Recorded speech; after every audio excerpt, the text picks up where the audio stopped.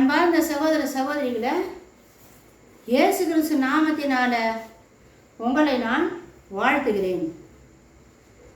சென்ற நிகழ்ச்சியில் நம்ம என்ன பார்த்தோம்னாக்கா, எக்காலங்கள் ஏன் ஓதப்படுது அப்படின்ற காரணத்தை பற்றி நம்ம வேதத்தின் அடிப்படையில் பார்த்தோமா. இப்போ யோவான் என்ன பார்க்குறாருன்னா, இந்த 7 எக்காலங்கள் தேவ தூதர்கள் பிடிச்சிட்டு ஓதுறதுக்கு முன்னாடியே யோவான் ஒரு சில விஷயத்தை சொல்கிறாருங்க. தூபம் காட்டும் பொற்கலசம், வெளிப்படுத்தின விசேஷம் 8வது அதிகாரம் 2, 3, 4, 5 வசனங்கள்.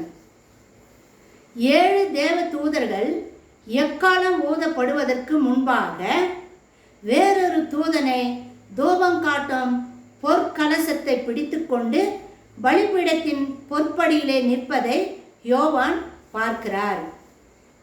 இந்த 7 எக்காலங்களை ஓதுறதுக்கு முன்னாடியே யோவான் என்ன பார்க்குறாரு அப்படின்னா, ஒரு தேவதூதன் பொற்கலசத்தை கையில் பிடிச்சுக்கிட்டு, தூபம் காட்டுற ஒரு பொற்கலசம் அதை கையில் பிடிச்சுக்கிட்டு பலிபீடத்துக்கு கீழே இருக்கிற படியில் நிற்கிறத யோவான் பார்க்குறாருங்க. அவனுக்கு, அதாவது அந்த தேவதூதனுக்கு, சகல பரிசுத்தவான்களுடைய ஜபங்களோடும் செலுத்தும்படி மிகுந்த தூபவர்க்கம் கொடுக்கப்பட்டதாக வாசிக்கிறோம். அந்த தேவதூதன்கிட்ட என்ன சொல்கிறாங்க? தூபவர்க்கம், அதாவது மிகுந்த தூப வர்க்கம் கொடுக்கப்பட்டது. இந்த தூபம், அதாவது சாம்பிராணி போடுற அந்த கலசம்னு வச்சுக்கோங்களேன்.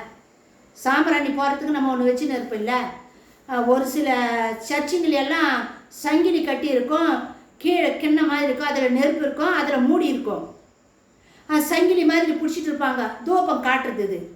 நம்ம பழைய ஏற்பாட்டில் கூட ஆசாரியர்கள் இந்த தூபம் காட்டுற நிகழ்ச்சியை செஞ்சுருக்கிறாங்க. அந்த தூபம் காட்டுற அந்த கலசத்தை கையில் எடுத்துக்கிட்டு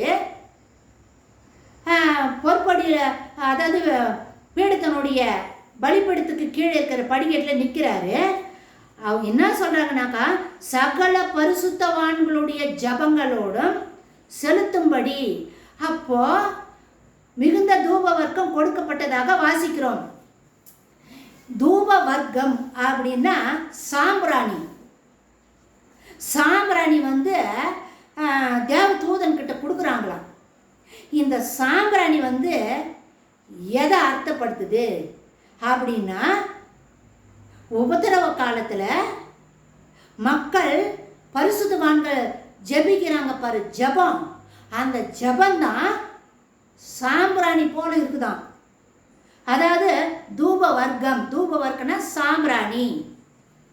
பரிசுத்தவான்கள் செய்கிற அந்த ஜபம் சாம்பிராணியம் வாசிக்கிறோம். இந்த பரிசுத்தவான்கள் உபத்திரவ காலத்துக்கு உட்பட்டவர்கள். பரிசுத்தவான்கள், சகல பரிசுத்தவான்களுடைய ஜபங்களோடும் செலுத்தும்படி அப்படின்னு வசனம் வருது. அப்படின்னா இந்த பரிசுத்தவான்கள் யார் அப்படின்னா, உபத்திரவ காலத்தில் இருக்கிற மக்கள். நம்ம சென்ற நிகழ்ச்சியில் கூட குருத்தோலைகளை கையில் எடுத்துக்கிட்டு ஆர்ப்பரித்தார்கள் அப்படின்னு நம்ம பார்த்தோம் இல்லையா? அந்த பரிசுத்தவான்கள் உபத்திரவ காலத்தில் அவங்க செய்கிற ஜபம், இவர்களுடைய ஜபங்கள் யாவும் தங்கள் சத்துருக்களில் இருந்து விடுதலை வேண்டி தேவனை நோக்கி ஜெபித்த ஜபங்களாகும். இவங்க உபத்திரவ காலத்தில் சத்துருக்கிட்ட இருந்து எங்களை காப்பாற்றுங்கப்பா, எங்களை மீட்டு எடுத்துக்கோங்க, எங்களை காப்பாற்றிடுங்க அப்படின்னு கடவுளை நோக்கி மனம் உடைந்து தேவனை நோக்கி செஞ்ச ஜபமா. அந்த ஜபந்தான் தூபவர்க்கம், சாம்பிராணி. அந்த அந்த தேவ தூதன்கிட்ட கொடுக்குறாங்க. இவர்களுடைய ஜெபங்கள் யாவும் தங்கள் சத்துருக்களில் இருந்து விடுதலை வேண்டி தேவனை நோக்கி ஜெபித்த ஜெபங்களாகும். இவர்களின் வேண்டுதலுக்கு பதிலாக இந்த ஆசாரிய தூதனுடைய செயல்கள் மிகவும் வியப்பாகவும் ஆச்சரியமாகவும் இருக்கிறது. இப்போ நம்ம ஆசாரிய தூதன் அப்படின்னு நம்ம சொல்கிறோம். ஏன் ஆசாரிய தூதன் அப்படின்னாக்கா, ஆசாரனுடைய பணி என்ன? மக்களுக்கும் கடவுளுக்கும் நடுவில் நின்று பணி செய்கிறவங்க. மக்கள்கிட்ட இருக்கிறத வாங்கி கடவுள்கிட்ட கொடுக்கறதுவங்க தான், கடவுள்கிட்ட கொடுக்கறத வாங்கி மக்கள்கிட்ட கொடுக்குறவங்க தான் நடுவாக நின்று செய்கிற அந்த வேலை தான் ஆசாரியர்களுடைய வேலை. நான் கூட 3வது வீடியோ, என்னுடைய வீடியோவில் 3வது வீடியோவை தயவுசெய்து போய் பாருங்கள். நம்மளை ராஜாக்களும் ஆசாரிய திருக்கூட்டமாக்கினார் அப்படின்னு நான் பேசியிருப்பேங்க. ஆசாரியன்னா என்ன, ராஜாக்கள் என்ன அப்படின்னு நான் பேசியிருப்பேன். அது போய் பாருங்கள். இந்த தேவதூதன் அந்த பணி செய்கிறார். பலிபீடத்துக்கும் மக்களுக்கும் நடுவில் நின்று இந்த ஆசாரிய பணி செய்கிறதுனால நம்ம ஆசாரிய தூதன் அப்படின்னு அந்த தூதனுக்கு நம்ம பேர் வச்சு சொல்கிறோம். இது இவர்களின் வேண்டுதலுக்கு பதிலாக இந்த ஆசாரிய தூதனுடைய செயல்கள். இப்போ இந்த ஆசாரிய தூதன் என்ன செய்கிறாரு அப்படின்னாக்கா, இப்போ சாம்பிராணி தான், அதாவது தூப வர்க்கம், சாம்பிராணி தான் ஜபம். உபதரவ காலத்தில் பரிசுத்தவான்கள் செய்கிற ஜபம் தான் சாம்பிராணி. அதை அவர் கையில் கொடுக்குறாங்க. அவர் அந்த தூப கலசத்தில் போடுறாரு. போட்ட பிறகு புகை மேலே வந்துடுது. புகையெல்லாம் முடிஞ்சிட்ட பிறகு சாம்பிராணி புகையெல்லாம் போய் தீர்ந்த பிறகு வெறும் நெருப்பு தான் இருக்கும். அந்த ஆசாரிய தூதன் பலிபீடத்து நெருப்பை கொண்டு தூப கலசத்தை நிரப்பின அந்த நெருப்பை பூமியின் மீது கொட்டிவிட்டான். இந்த ஆசாரிய தூதன் என்ன பண்றாரு? பலிபீட தூப வர்க்கம் சாம்பிராணி கொடுத்தாங்க. கையில் தூப கலசம் வச்சுட்டு இருக்கிறாரு. பரிசுத்தவான்கள், பூமியில் பரிசுத்தவான்கள் உபத்திரவ காலத்தில் செய்கிற அந்த ஜபமெல்லாம் இந்த தூப கலசத்தில் போட்டு கடவுளுக்கு முன்னாடி போகுது. அந்த ஜபமெல்லாம் போய் முடிஞ்சிச்சு. அதாவது சாம்பிராணி எல்லாம் எரிஞ்சு தீர்ந்து போச்சு. வெறும் நெருப்பு மட்டும்தான் இருக்குது. அப்போ அந்த தேவதூதன் என்ன தெரியுமா பண்ணுறாரு? பலிபீடத்தில் இருக்கிற நெருப்பை அந்த கலசத்தில் வாரி பூமி மேலே கொட்டிட்டாராம். நம்ம கூட உதாரணத்துக்கு நாமும் கூட வீடுகளில் சாம்பிராணி புகை போட்ட பிறகு சாம்பிராணியில் உள்ள புகையெல்லாம் அடங்கி விட்ட பிறகு நெருப்பை கீழே கொட்டி நெருப்பை அணைத்து விடுகிறோம். நம்ம கூட வீட்டுங்களில் சாம்பிராணி போட்டாக்கா என்ன பண்ணுறோம்? சாம்பிராணி எல்லாம் போட்டு அந்த புகையெல்லாம் தீர்ந்த பிறகு அந்த நெருப்பு என்ன பண்ணுறோம்? அந்த சாம்பிராணி போடுற அந்த பாத்திரத்திலிருந்து எடுத்து கீழே தானே கொட்டிடுறோம். அந்த நெருப்பு கீழே கொட்டி அணைச்சிடுறோம். இதே வேலை தான் அந்த ஆசாரிய தூதன் பரலோகத்தில் செய்கிறாரு. ஏன் அப்படின்னாக்கா, இதே போல தான் ஆசாரிய தூதன் உபத்திரவ கால மக்களில் ஏறெடுக்கப்பட்ட ஜபம் தூபமாக தேவனிடம் போய் சேர்ந்து விட்ட பிறகு, அப்போ சேர்ந்து விட்ட பிறகுனாக்கா ஜபமெல்லாம் செஞ்சு முடிச்ச பிறகு கடைசியில் அப்படின்னா இந்த பூமியில் அதுக்கப்புறம் ஜபம் பண்ணுறவங்க யாரும் இருக்க மாட்டாங்க. ஜபந்தான் தூப வர்க்கம், ஜபந்தான் சாம்பிராணி போல அப்படின்னு நம்ம சொல்கிறோம். இப்போ ஜபிக்கிறவங்க இருந்தால் தானே அந்த தூப கலசத்தில் போட்டு கடவுளுக்கு முன்னாடி போகும். ஜபிக்கிறதுக்கே ஆள் இல்லை, பூமியில் யாரும் இருக்க மாட்டாங்க. 7வது முத்திரை உடைக்கப்படும் பொழுது பூமியில் ஒரு பரிசுத்தம் யாருமே ஜபிக்கிறவங்க இருக்கவே மாட்டாங்க. அப்போ ஜபிக்கிறதுக்கு ஆள் இல்லை அப்படின்னா பலிபீடத்தில் நெருப்பு எதுக்கு? நெருப்பு எதுக்கு இருக்குனாக்கா, சாம்பிராணி நெருப்பில் போட்டால் தூபமாக அது புகை மேலே போகும். நம்மளுடைய ஜபமெல்லாம் நெருப்பில் போட்ட பிறகு அது ஆண்டவர்கிட்ட தூபமாக போகுது அப்படின்னு நம்ம பழைய ஏற்பாட்டில் கூட படிக்கிறோம். இப்போ பலிபீடத்தில் இருக்கிற நெருப்பை எடுத்து இந்த தேவதூதன் பூமியில் கொட்டிட்டாராம். அப்படின்னா என்ன அர்த்தம்னா, பூமியில் ஜெபிக்கிற மக்கள் இல்லை. இதுக்கு மேற்பட்டு பூமியிலிருந்து ஜபம் பரலோகத்துக்கு வராது. பூமியில் இருக்கிற ஜபமானது பலிப்பீடத்தின் மேலே சாம்பிராணியாக தூப வர்க்கமாக போடப்பட முடியாது. யாரும் இல்லை. ஜபம் இனி பூமியிலிருந்து பரலோகம் வராது. அதனால் நெருப்பு சும்மா தான் இருக்குது. எதுக்கு நெருப்பு இருக்கணும்? சாம்பிராணி போகிறது தான் நெருப்பு. இப்போ சாம்பிராணி இல்லை, அப்போ நெருப்பு எதுக்கு? அப்போ அந்த நெருப்பு என்ன பண்ணுறாரு, நம்ம எப்படி சாம்பிராணியெல்லாம் போட்ட பிறகு நெருப்பு கீழே கொட்டிடுறோமோ அது போல் அந்த தேவதூதனை என்ன பண்ணுறாரு, கலசத்தில் அந்த நெருப்பெல்லாம் வாரி, பலிப்பீடத்தில் இருக்கிற நெருப்பை வாரி பூமி மேலே கொட்டிடுறாருங்க. அப்படி கொட்டும்போது என்ன நடக்குது பாருங்க. உடனே அப்படி அந்த தேவதூதன், ஆசாரிய தேவதூதன் பலிப்பீடத்தில் இருக்கிற நெருப்பை வாரி பூமி மேலே கொட்டும்பொழுது இந்த பூமியில் என்னென்ன நடக்குமா, உடனே சத்தங்களும் இடி முழக்கங்களும் மின்னல்களும் பூமி அதிர்ச்சியும் உண்டாயின என்று வேதம் கூறுகிறது. அந்த ஆசாரிய தூதன் நெருப்பு இப்படி கொட்டிட்ட உடனே சத்தம் வருதான், இடி முழக்கம். இது வரைக்கும் நம்ம ஆண்டவருடைய இடி முழக்கத்தை நம்ம கேட்டதே கிடையாது. இஸ்ராயல் மக்கள் கூட சீனாய் மலையில் தேவன் பிரசன்னமாக இறங்கும்பொழுது இடி முழக்கமாக தான் இருந்துச்சுன்னு பார்த்தாங்க. அது கூட கம்மி தான்.